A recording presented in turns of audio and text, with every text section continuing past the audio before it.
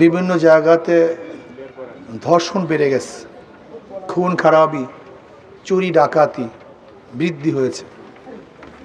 এর কারণটা কি? আমি মনে করি দুই একজন ধর্ষককে শুধু ফাঁসিতে দিলেই ধর্ষণ বন্ধ হবে না। ধর্ষণ কেন হচ্ছে এই কারণ উদ্ঘাটন করতে হবে।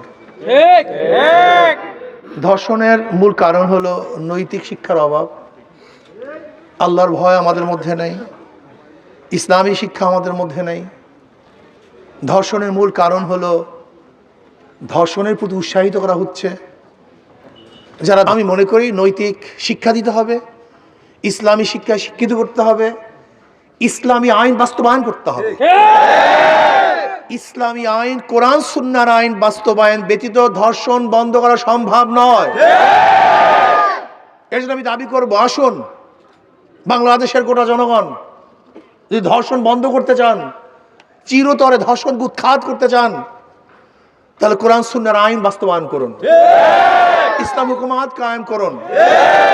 ধর্ষকদের আশ্রয় নয়, তাদেরকে বিচারের আওতায় নিয়ে আসেন। আমি অন্তর্বর্তী সরকারকে বলবো, যদি এই ধর্ষকদের বিচার না করা হয় তাহলে বাংলাদেশের জনগণ এমন আন্দোলন করবে যে আন্দোলনের মাধ্যমে তারা নিজেরাই বিচার হাতে তুলে নিতে বাধ্য হবে।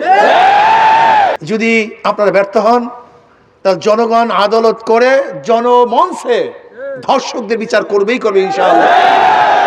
কাজে আসুন আমরা সম্মিলিতভাবে, ঐক্যবদ্ধভাবে ধর্ষকদের বিরুদ্ধে, লুটারাদের বিরুদ্ধে, দুর্নীতিবাজের বিরুদ্ধে, ডাকাতদের বিরুদ্ধে, জালেমদের বিরুদ্ধে, খুনিদের বিরুদ্ধে ঐক্যবদ্ধ হয়ে ইনশাআল্লাহ আন্দোলন করব, সংগ্রাম করব।